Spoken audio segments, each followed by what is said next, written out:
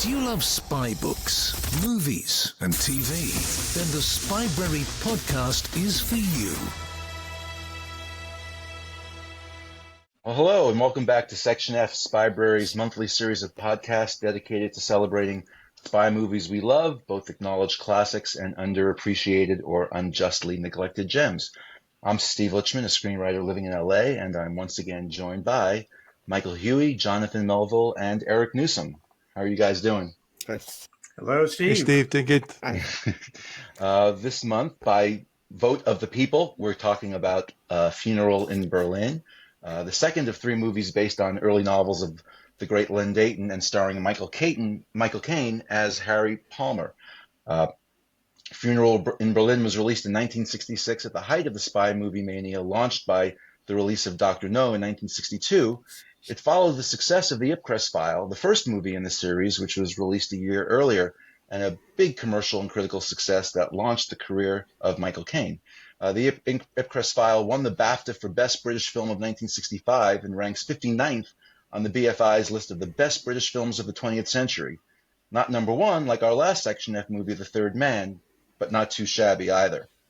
The Ipcress File was directed by Sidney Furie, who was hired by Harry Saltzman, the producer of the James Bond movies, along with Cubby Broccoli, and the producers of the Ipcress File movies. But they did not get along very well. And so Sidney was not brought back for Funeral in Berlin, and Guy Hamilton was. And Guy Hamilton also has a connection to our first movie, The Third Man. He was the assistant director to Carol Reed on that. And he actually played Harry Lime in many of the scenes in the tunnels because Orson Welles was late. And then when he got to Vienna, he didn't want to go into those sewer tunnels. So we have a through line between our first and second movies. In Funeral in Berlin, British secret agent Harry Palmer is sent to Berlin to arrange the defection of a very senior and eccentric Soviet intelligence officer. Needless to say, complications ensue. Nothing and no one are as they seem, and double and triple crosses test Harry's ability to carry out his mission and to get himself out of Berlin alive as well. First, though, I thought we could talk about Harry Palmer as a character. He's unnamed in the Len Deighton novels, but he's given a name in the movies, I think for smart reasons. But the story I heard from Michael Caine was that when they were discussing what name to give him, Michael Caine, in discussions with Harry Saltzman, the producer, said, we should probably give him a really boring name, like Harry. Moment of silence until he realized what he had just said. And then Harry Saltzman said, that's okay, my real first name is Herschel anyway. And then Michael Caine picked Palmer as the last name for the character because Palmer was the most boring kid in his school growing up. So Harry Palmer as a character, what makes him unique, Jonathan Melville? Well, I'm actually going to steal from Funeral in Berlin, because I made a few notes when I was watching it. And there's that moment where he's speaking to Ross, Colonel Ross. And I think it's Ross. I think I'm wrong, actually. I think maybe I was watching a clip from Ipcress, I think it was. Sorry, this week has been a week of watching all these films. Yes. So I'm getting a little bit mixed up. But there's a point when somebody says to Palmer, insubordinate, insolent, a trickster, perhaps with criminal tendencies. And I think that's in the first film, isn't it? And I think that kind of sums up. He's just that kind of the down-to-earth, blue-collar spy that I think possibly those of us in this podcast might feel that we would be, rather than the kind of glamorous. Don't want to speak for anyone else, of course, but particularly myself, anyway. Certainly not the glamorous type. And without going on too much about this, I did dip into some of the archives a little bit, going back to the 1960s to Sight and Sound magazine here, the sort of British Film Institute magazine. And it just talks about when they were filming, this bit was written when they were actually filming Ipcress File. And it talks about how they were it was the first of the deglamorized spy films to go before the cameras. And it mentions just about the kind of how Michael Caine was, although an intelligent actor, not yet an established star, but enough of a pin-up boy to set women fluttering and men identifying. And it just says the main gesture in the direction of ruthless realism here is to dress him, as he stoically remarked, in the drabbest off-the-peg clothes they could find. And I just think, that all kind of sums up this character. He's making his way through is it the swinging 60s? It's kind of heading towards the swinging 60s, but he's got the sort of drab jackets on and the NHS glasses, National Health Service glasses, as we would call them here, where you kind of get them free from the NHS. So just a really completely opposite to that Bond character that everybody had learned to had been watching for a few years at this point. Well, that's a great jumping off point, Michael. Let's compare Harry to Mr. Bond. Well, first I want to say, Jonathan, you're incredibly glamorous. Don't take that away. Thank you. I mean, if you look at the Ipcress file, they spend a lot of time in that film differentiating the characters. Harry, like Glenn Dayton, is an excellent cook. He buys his own groceries. And the glasses, the glasses in and of themselves it's a major prop for that character and a way to separate it from Bond. And, with the sort of, gendered roles at the time, I think that was really important. But the thing about Michael Caine, and I think Caine playing Harry Palmer is an absolute perfect fusion of actor and character.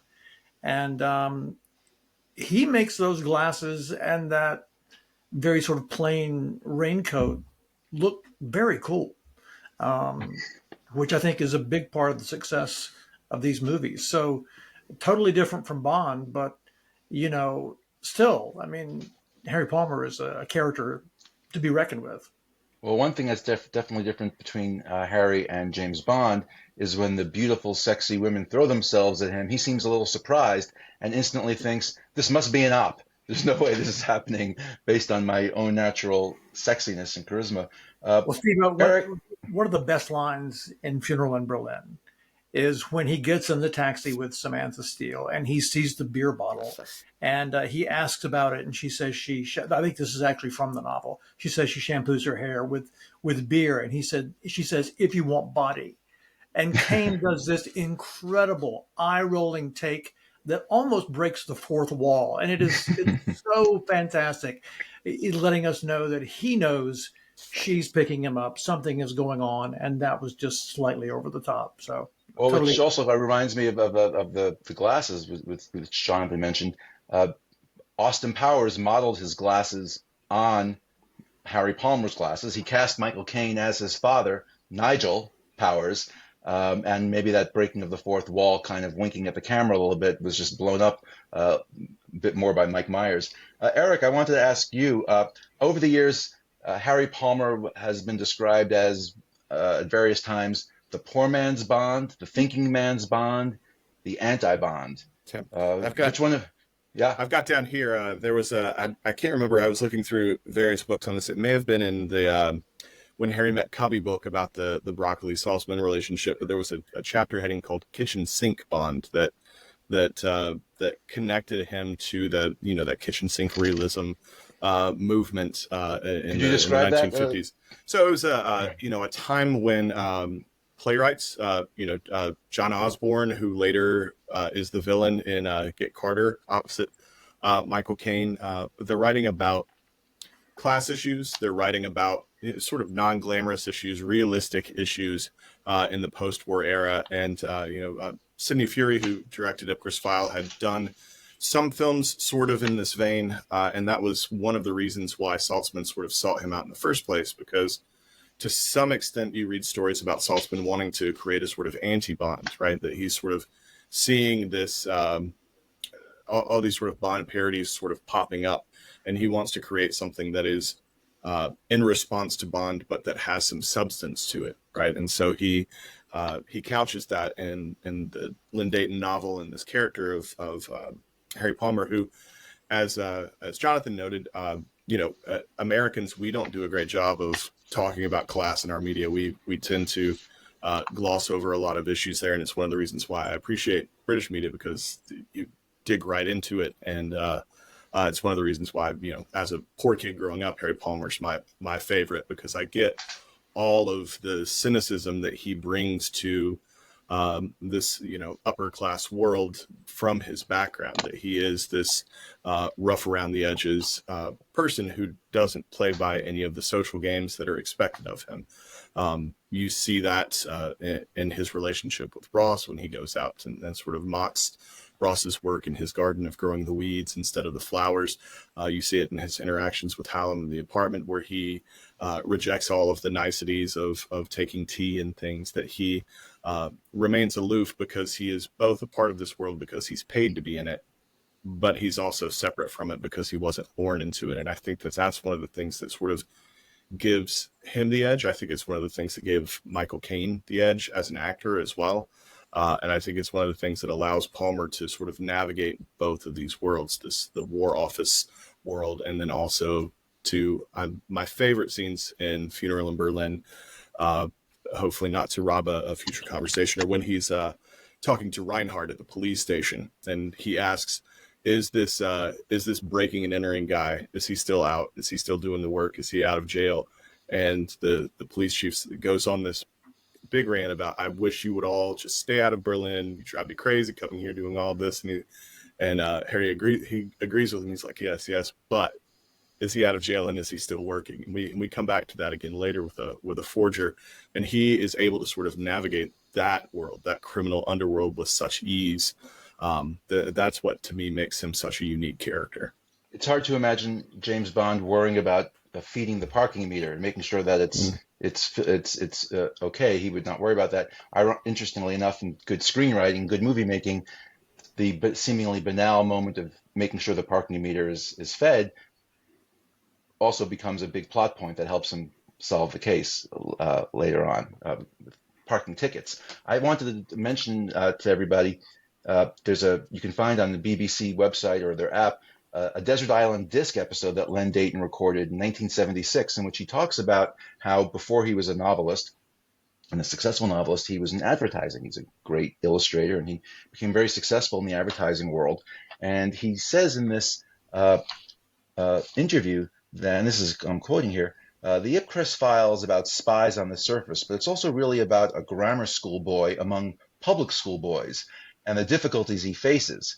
He talks about how on the board of directors of this advertising agency that he was on, all the other directors were guys who went to Eton and called each other names like Piggy and Wiggy, and how out of place he felt in that environment. And obviously he channeled that into Harry Palmer.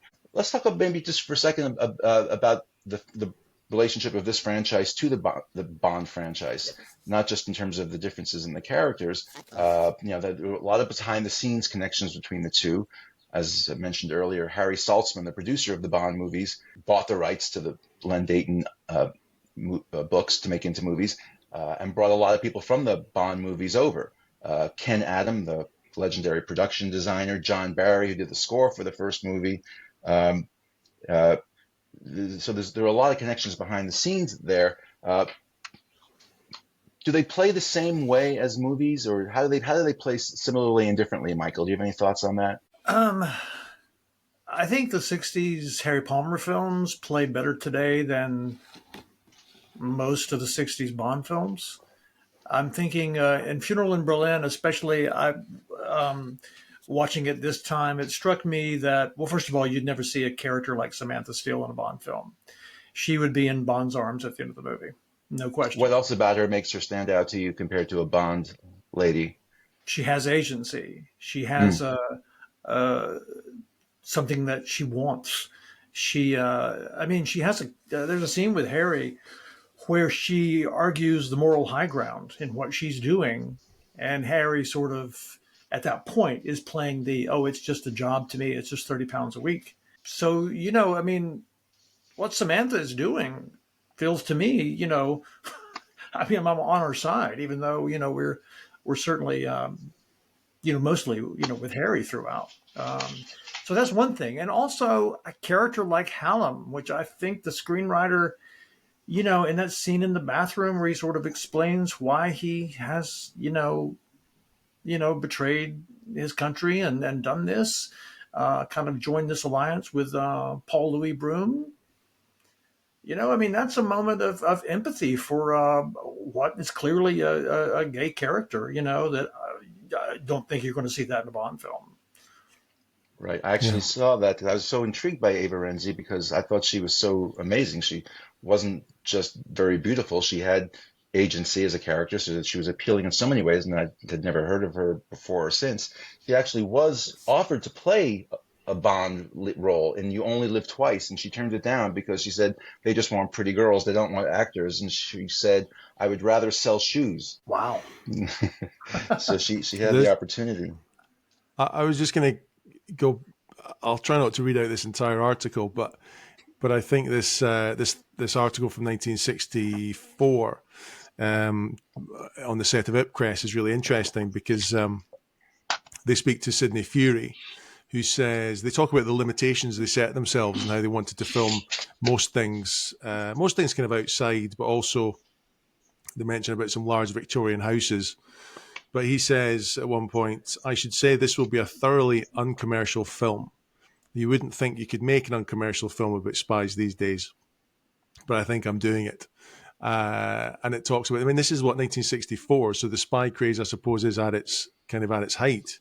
And this is already, but they're already kind of getting into this darker, more realistic side because, as we were talking about with Bond, that is obviously taking off, and we've got all the gadgets and the laser beams and the fast cars and the beautiful women, and so it's just interesting that by 64 already they were saying this is uncommercial. Yeah. I think that's one of the things that kept Fury from working on the second film, though, is that Saltzman wanted, a slightly more glamorous production than was provided. They filmed on a film stock. I can't remember the technical specs of the film stock, but they filmed on a stock for Ipcress file that was not going to be vibrant, right? It was a process that was fairly new at the time called Technoscope, which was actually a way of filming in widescreen format on the cheap. A typical frame of a film has 4 perforations. Let's just say it's the height is 4 perforations. The sprockets on the side. Technoscope was a way of doing that with just 2 perforations. So you're basically using half of a frame for each image. So you're literally using half of the amount of film and half of the developing costs once you're going through it. Now, what you then have to do to make it fit on regular movie screens and be projected on regular movie projectors in theaters is that you then have to blow up that image so it goes back to its full size, which creates the graininess, the extra graininess. If it looks cheap, it's partly, in large part, because it is cheap. It is cheap, yeah. But it also does give it an artsy, noirish look to it that fits the more gritty, grainy storytelling of the first one, especially. But a very strong contrast to the Panavision of Funeral in Berlin, which is the classic. The other thing too is by using the Technoscope format, not only do you use half the film, you don't have to pay royalties to the Panavision company and those other companies that have the then important widescreen formats. So we did make a change in this when we went to a more colorful film stock. We went to a director in Guy Hamilton who was a little bit more of a known commodity to Saltzman at that point. Because of his work on Goldfinger, we have some slightly more, in as much as we can say that Berlin at this time is glamorous, that we have a more sort of adventurous filming location than we did with Ipcress File. And so I feel like Funeral in Berlin takes a step more toward being Bond-like than Ipcress File was. Which also, thank you for reminding me too, not only does Guy Hamilton, of course, also have the Bond connection, he directed many Bond movies. He took the one you mentioned, then he directed a whole run of them in the 70s, I think starting with Live and Let Die, or maybe You Only Live Twice. But also another important Bond connection for our movies here is Peter Hunt, the editor of the Bond movies, who edited these movies, The Ipcress File and Funeral in Berlin, and later went on to direct On Her Majesty's Secret Service. Now, what's interesting is how both the Ipcress File, which she edited, and according to Sidney Furie, had a lot who was banished from their production studios after the filming. So Peter Hunt really had to put the movie together, and without Sidney Furie's direct involvement, John Barry had to create the incredible score without Sidney Furie's direct involvement. But so Peter Hunt then goes on to direct On Her Majesty's Secret Service, which also is a beloved film and has only gotten better, I think, in the critical understanding since then, including you can find on the web if you Google Steven Soderbergh has some essays expressing his love for On Her Majesty's Secret Service and for the Ipcress file. How about the plot now? Let's talk about the plot of Funeral in Berlin a little bit. Wow. It is Yeah. it is not straightforward. It's not like a network broadcast TV show where they tell you what's about to happen, then it happens, then they told you what just happened. Now is it? Is it a little too complex, Eric? I think it's actually so. I read the novels not this past Christmas, but the year before, and from everything I can remember, the film is actually streamlined down from some more complex twists and turns of the novels. But I think it's one of the things that makes it interesting, and one of the things that again sort of sets it apart from Bond, is that a lot of things in the Bond films, the Bond stories, are Bond throwing himself in a situation and making things happen. And one of the things that Palmer does is he's in the situation trying to make sense of what is already happening around him, right? That there are mysteries, there are twists that he's a step or two ahead of here for us. But that for the most part, the mission that he's been sent on is not at all the mission that takes place in the story, right? That he's between these two other separate things going on. We've got Colonel Stock's mission over here to take care of what's the character's name? Kreutzmann. And we've got the Paul Louis Broom situation over here, and those are the plot, right? The actual funeral, the actual defection does not at all really come into play except as an ancillary to both of these other things that are happening. And so he becomes a sort of passive agent, but a very active character in these other operations that are going on, that he has to come back several times saying, I've failed to do the thing that you set me out to do, but there are these other things going on that I'm still trying to make sense of. And I think that that's one of the reasons why the plot becomes so labyrinthine, because we're expecting it to be him following through on this single mission, and that mission gets abandoned, like 3/4 of the way through the movie. And then it's a matter of figuring out, okay, what was actually going on here? Well, also, there is a lack of another difference with the Bond films is there's not really a big bad. There's not really a big bad guy in these movies. You have antagonists, but now in the Ipcress file, we're enjoyably just hanging out with Harry Palmer and getting to know his world until there's even any contact with a bad guy. Colonel Stock is a bad guy, but a bit of an eccentric. You're not sure how dangerous he is.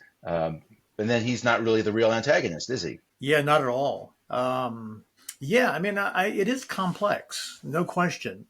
This is probably the fifth time I've seen this movie, and this is definitely, I enjoyed it more this time than any other time. I'm not sure why.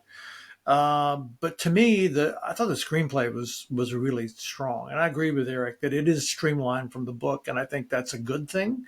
I do think the first time you watch it, it gets a little muddled there in the sort of beginning of the third act once, they have the actual funeral and the Broom documents, and that's a little confusing going into the, rush up to the wall. But it's so damn funny.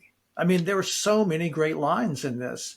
And the guy who wrote it, Evan Jones, I looked him up. He's not that well known. He wrote, I think it's a World War II soccer film called Escape to Victory with Sylvester Stallone. He wrote another film I'm not familiar with, King and Country, which is a World War I era drama. He was a poet as well. But I think the script is really well written. I mean, I took notes on so many funny lines, and I think he streamlines it well. I think both movies are very well streamlined, because both books and Billion Dollar Brain, there's a shaggy dog quality to Len Deighton's writing, which is I think what we love about it. You're just kind of it's like a hangout book. It's fun to hang out in his voice, right?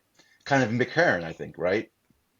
There's you just love to hear their voice, whether or not the plot is being advanced or not, right? They write great riffs, and they're fun riffs. Yeah, I was just going to add a bit more about that. Well, I suppose that complexity of the plot. I'm going to jump back again to not the same Sight and Sound article, but this one's from 1965 when the film had come out.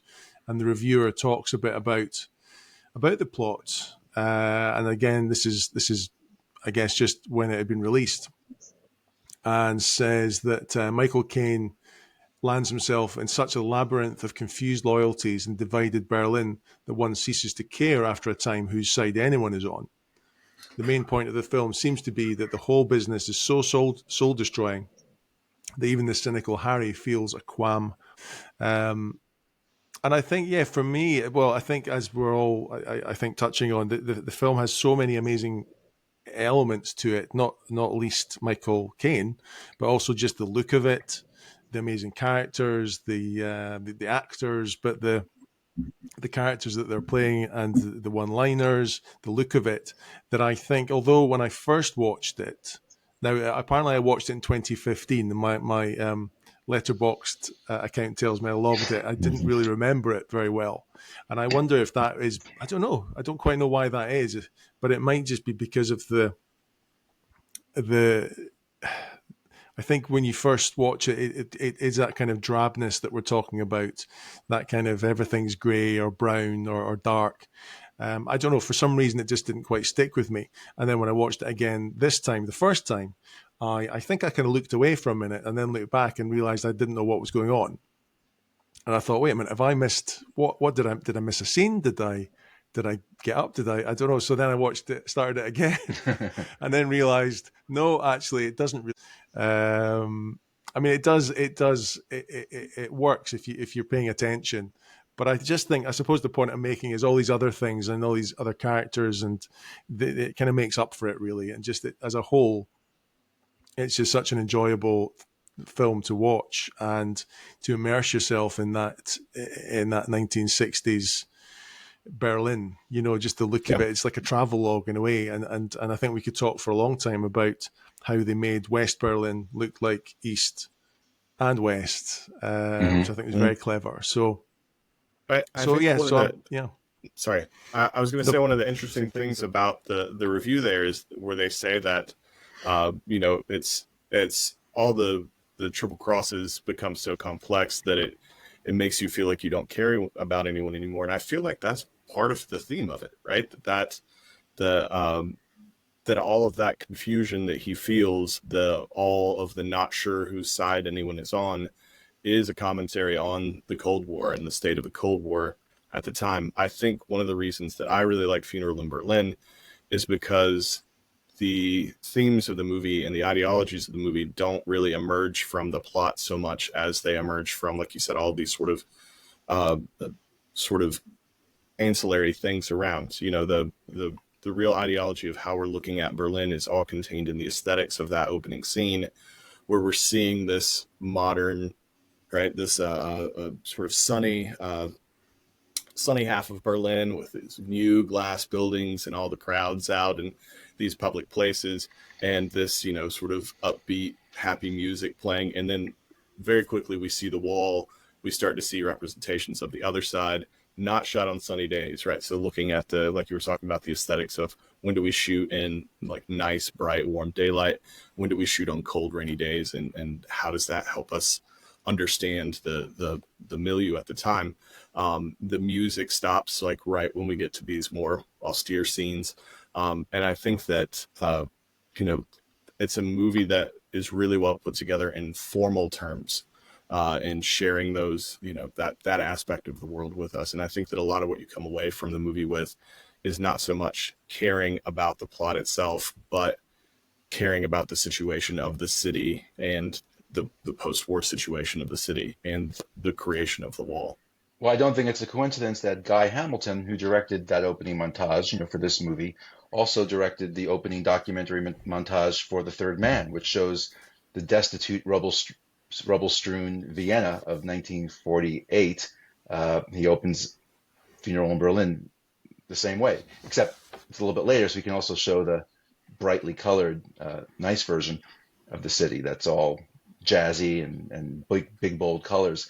But I also wanted to build on something you were talking about, Eric, about the way the dangers and reality of the Cold War are manifested over the course of the story and through Harry's experiences, because Harry is a very vulnerable protagonist. He one thing I found Harry Saltzman saying that differentiates Palmer from James Bond is that you never get a sense that James Bond is going to get hurt.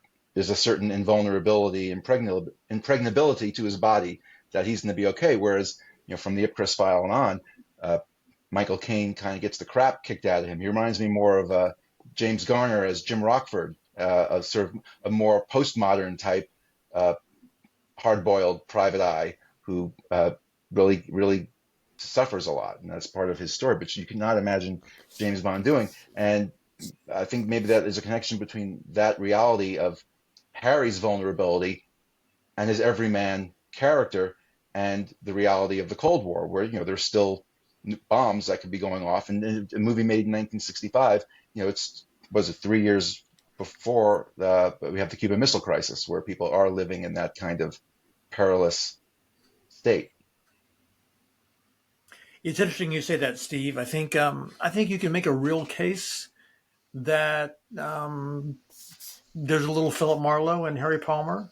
That Marlowe, the private detective, exists in a corrupt world in Raymond Chandler's novels, and the same thing is true for Harry Palmer. In fact, I think I read somewhere that Len Deighton's, when he was imagining these on film, he was thinking that Humphrey Bogart would be the ideal actor for his unnamed spy. I can't imagine that actually happening.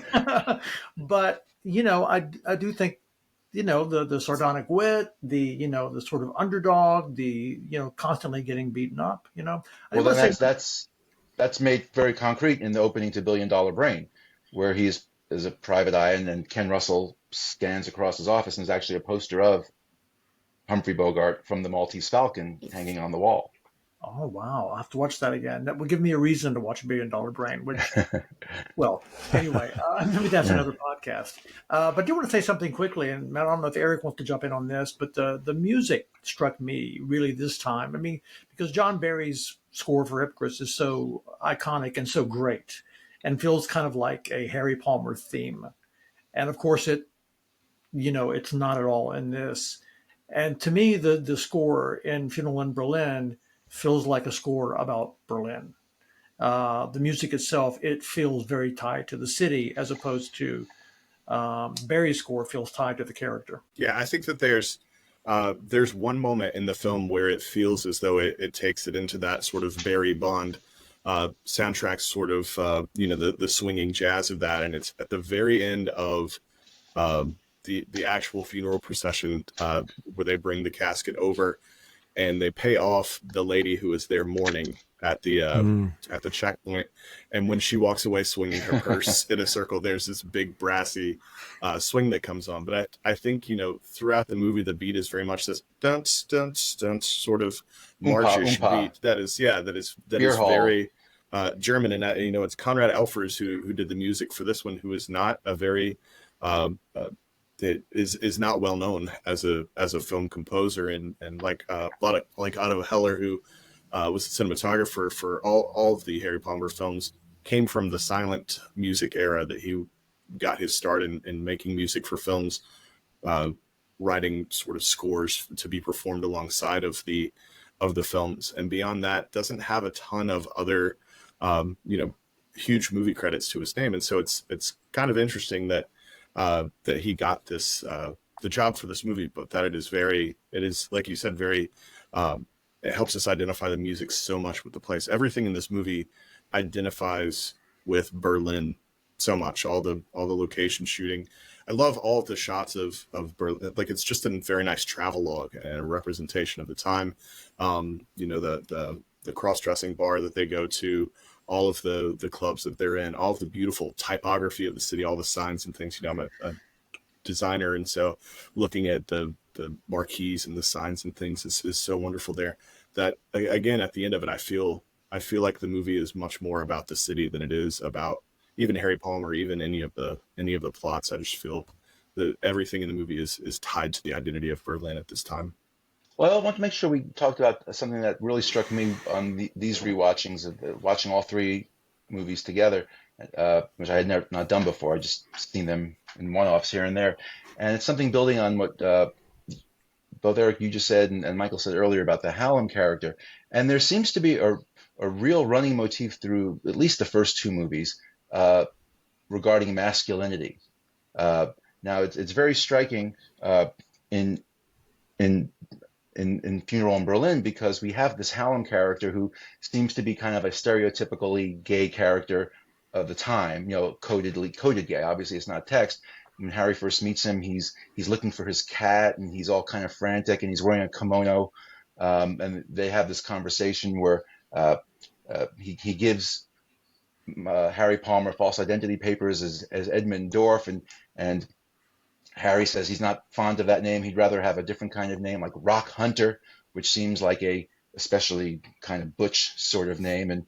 And I knew it rang a bell, and then I looked it up, and there was a movie just a couple years earlier that was very successful called "Will Success Spoil Rock Hunter," in which Tony Randall, of all people, plays this milquetoast advertising guy who has to pretend to be Jane Mansfield's boyfriend to win an account, and he becomes this kind of super macho ladies man. Anyway, the Rock Hunter reference didn't seem random, given all these other things throughout the movie, going to the Entre Nous Club, which has the cross dressing, which, like, what is it? I was not expecting to see that in a 1965 movie, let alone in a franchise that you associate with a certain kind of machismo. And there are several other.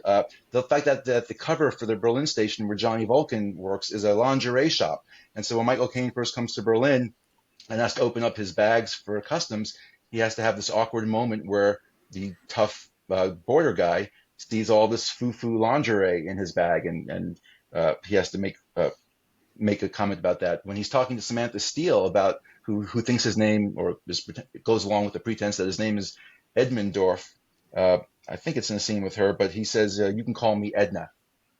That's in the back of the car. And then as we have emailed about separately, every time he has a rendezvous or liaison with Samantha Steele at her apartment, they're in her apartment late at night, just as they're about to cut to what in today's movie made today would be a scene in bed. We cut to him kind of sauntering out of her apartment the next morning, obviously in a greater state of heightened relaxation than he entered her apartment, surrounded by these things that can only be described as penises. I mean, it's not subtle, and it's not an accident. But let's use this as an opportunity to talk about. Oh, and the other thing I should mention is Michael Caine. They were all concerned that a guy who wears glasses and cooks, that would be coding as gay at the time. And Michael Caine, in one of the commentaries I found, said, cooking, that's something that John Wayne would never cook for anybody, which, because he's a He-Man. So let's just talk a little bit about how Harry Palmer fits in to the spy pantheon with regards to his representation of masculinity. Well, I mean, I suppose I would just start by talking about what I've been talking about here. Looking back at what was happening in the actual 60s, in 64, and they're talking about the fact that the spy craze was going on, and how Ipcress was kind of the first of the, I suppose we would call it that realistic, that almost kitchen sink style. It clearly they were setting out, weren't they, to make Palmer different and to just to make him the complete opposite of Bond. So I suppose it really is fascinating watching Michael Caine, who is fantastic in this. I mean, I've always enjoyed watching him in films, but I don't know, I think it's when you do sit down, of course, to really focus on things and try and watch a little bit more closely, just seeing how amazing he really was. And I just made little notes of, there's just little things he does, just the way he turns his head. It's hard to even describe it in detail, but he'll turn his head in a certain way, or the way he holds a cigarette in one scene is interesting. And there's that scene where they're standing in the bathroom, and he's just sort of takes up almost the whole frame. But it's just the look that he's giving, and I just hadn't really appreciated quite how much he was doing before. I think I was just seeing him as maybe Michael Caine in another role, but no, he is I don't. I could go on it. I could talk a lot more. I think just more about Michael Caine just being so good. I just keep saying the same words here, but I think just as well. I'm sorry to take it off point a little bit, but just going back to that idea of watching the film again. I think next time I watch it, I won't be watching it for the plot. I think I will just be watching it for all the things that we've been talking about, which is we've said over and over here. But I think the plot, forget about that next time. Focus on the visuals and the. But anyway, I'll let others. I wanted to say, speaking of the visuals, there's a series of shots that I really love that kind of gets at this. What sets Palmer apart? You know, you watch a James Bond film or the other spy films of the period, and there's just a lot of deaths. You know, like just. You know, you wonder like what happens to all these bodies that are left behind, and there are still a lot of bodies in this film as well, and Palmer sort of rolls with them. But there's the point at which Vulcan is standing just outside of the room. The mission that he's been sent on has gone bust, and Ross says, "Well, now we've got to loosen in Vulcan, and you have to kill him." And he just sets that to Palmer very plainly. Just says, "Now you've mucked this up. Now you've got to kill him." And the shot of Palmer that we get immediately after that is him against this giant painting that's in the background.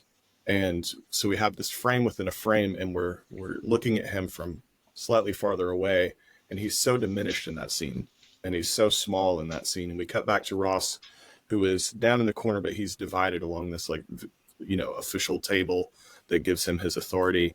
And every time we cut back to Michael Caine or Harry Palmer, as he's trying to process what he's just been ordered to do, he just feels so small in that moment because he's having to grapple with this is a man that, even though he knows this complex plot to get these documentation papers has happened, he's sort of been betrayed by this.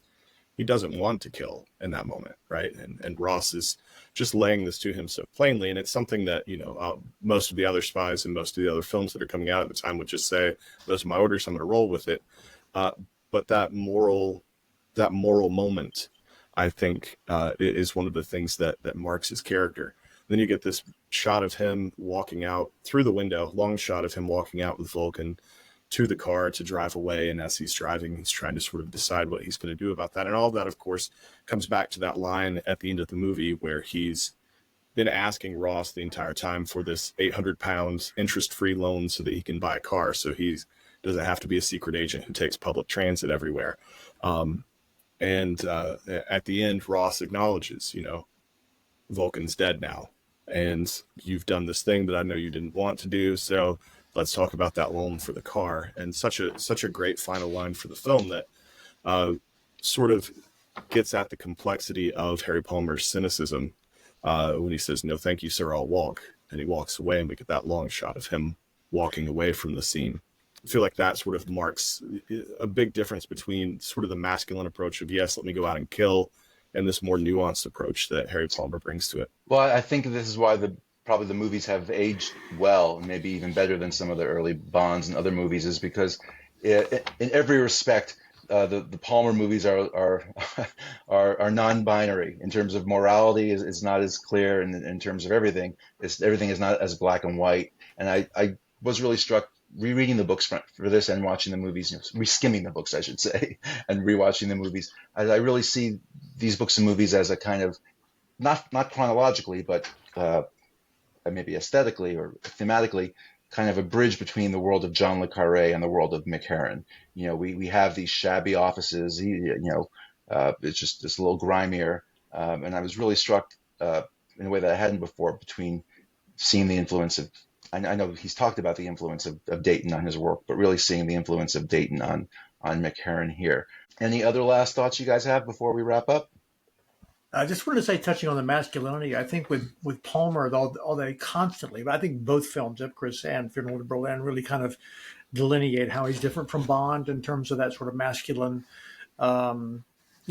stereotype. But one thing they do to sort of make up for that is they constantly refer to Harry as a criminal. Reinhardt has a great line to him. He's in their first scene together where he says, "So crooked they had to put you in intelligence."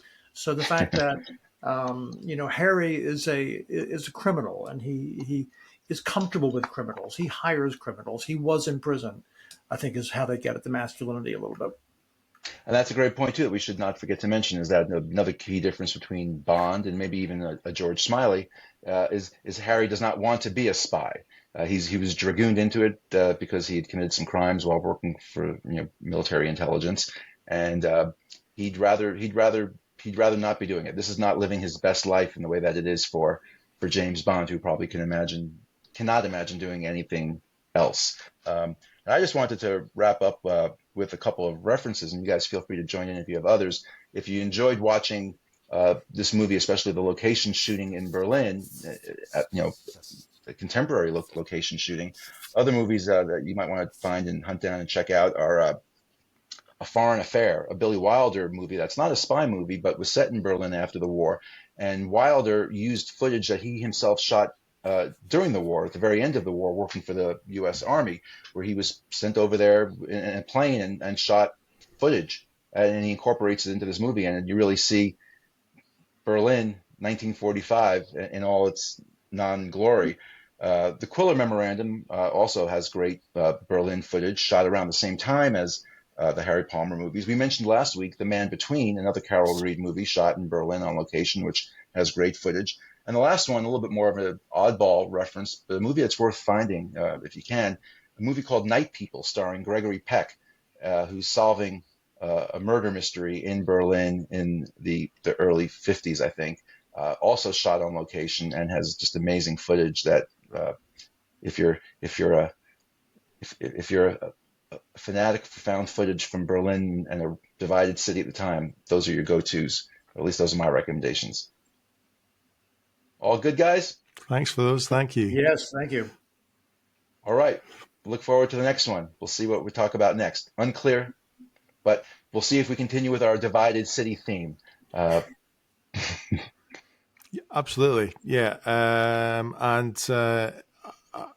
I think, what was I going to say? It's gone right in my mind. It's gone right in my mind now. But I think what I was going to say actually was, if anyone is looking to watch this film, I've already kind of touched on it, but I think, yes, if you're watching it for the first time, you want to try and pay attention, but don't think you've maybe fallen asleep if you realize you're kind of completely lost. Don't think you just dozed off. It's actually, that's the way the film is meant to be, and kind of just give into it a little bit. And especially true if you watch the Ipcress file. Just don't sweat the plot. Just enjoy the unique ways that the movie makers tell the story, which in one respect is meant to capture the sense of someone being surveyed. So you see a lot of these shots of Michael Caine from a distance or from a high landing on the stairwell in his apartment, and you would say, why? In fact, Michael Caine says, he said to Sidney Furie, why are you putting the camera up there? I'm down here. He goes, well, imagine someone is looking down at you, which also ties into the theme that I mentioned earlier from Harry Saltzman, that a key difference between Palmer and Bond is that you can actually imagine Palmer getting beaten up. Anyway, so Absolutely. Enjoy these movies. Don't always try and follow the plot because you're going to be burning a lot of brain energy at various points, but just go along for the ride and enjoy. And hopefully we'll have a good one for you next month.